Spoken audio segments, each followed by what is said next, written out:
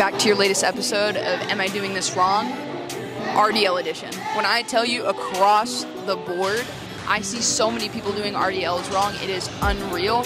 And they might not even have the skill set, not in a bad way, this isn't derogatory.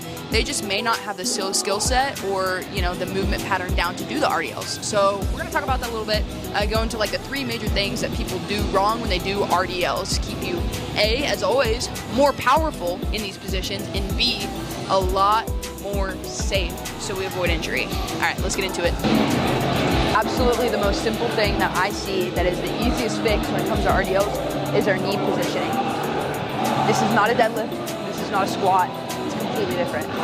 That being said, when we pick up the bar, we want to get in position, we want to bend our knees once, keep them right here. Don't ever let them move ever again. So what this looks like, once we grab the bar, we're going to pick it up. You know, imagine I have a bar in my hands. I'm going to get set, get my back posture, get nice and steady, bend my knees once, and then shoot my hips backwards. Notice how my knees barely even move once I'm set and ready. This is going to keep us in not only the most optimal position to hit those hamstrings, but it's going to keep us in a safer position. It allows us to push our butt backwards and get that full entire stretch out of the movement. This was actually kind of hard for me to recreate in this video, but you notice how there's a lot less knee bend than what I was talking about previously. We want to bend our knees just a little bit more so we can get the most out of the movement. In this next video, you notice I stand up, I bend my knees, get nice and set, shoot those hips back, and we're rolling. This is not only going to target those muscles better, but it's going to improve that safety on our lower back. So try it out. Number 2, we're going to talk back and back posture. Obviously when we deadlift, it's very important to keep a neutral spine up and erect, right? Same thing in RDLs. We're going to keep that spine absolutely neutral, shoulder blades locked back, chest up, big chest as we call it, and maintain that through the entirety of the lift.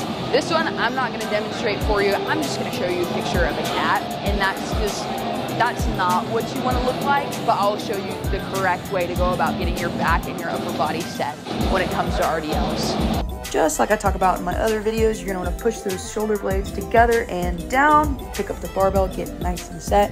You'll notice that even when I stand up, I reset my shoulder blades entirely. Then we're going to go ahead and do the movement, and you're going to hold this positioning throughout the duration of every single rep of this set.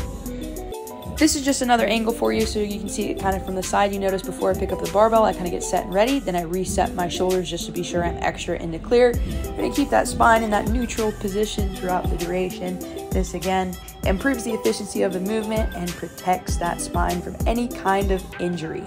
Really quick, before I move on, you'll notice that in every single one of my videos so far about technique, we talk about posture and how important it is to maintain that same posture, whether you're squatting, benching, deadlifting, doing lateral raises, RDLs, even sprinting.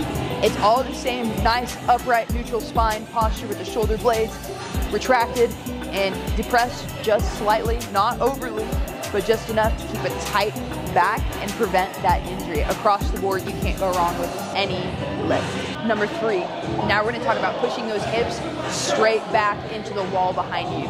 You want to feel like there's a string attached to your pelvis bone to the wall behind you, just pulling you back, pulling you back, pulling you back. So what I like to tell people, and excuse my French in advance, when you pick up the bar, you get to here, you know, we bend our knees, we have our back nice and tight. You want to open your butthole to the wall behind you. Literally exactly what I said. You want to act like you're literally exposing yourself to that wall when you're doing RDLs. By far the best way that I can describe this to anybody. I'm going to use all those steps that we talked about. I'm going to stand up, set my back, bend those knees just slightly. Now we're pushing our hips back towards the wall behind us and quote-unquote exposing ourselves. I know it's a little bit embarrassing to think about, but honestly, try it, put it in your brain, and let me know how it goes. In the beginning, I was talking about some people maybe not having the skill set, not in a bad way, but just they're not that developed yet to be able to move like this across the board. I see this all the time. A lot of people, instead of bending at the hips, they don't know how to do this motion right here, so they'll try to bend at the lower back. This is also not an RDL. You see the difference between bending here and pushing our butt back to the wall, just like that? I have a solution if you're very poor at doing this. So that way we can develop the movement pattern and make our RDLs a lot more practical and safer. What you can actually do to train your body into this movement pattern, set up a band just like this. You find anything that you can loop a band around and attach it. You're gonna step in it, right? And you're gonna put it directly around your hips, right where your thigh ends. It's very important. Don't put it on your belly, don't put it on your thighs.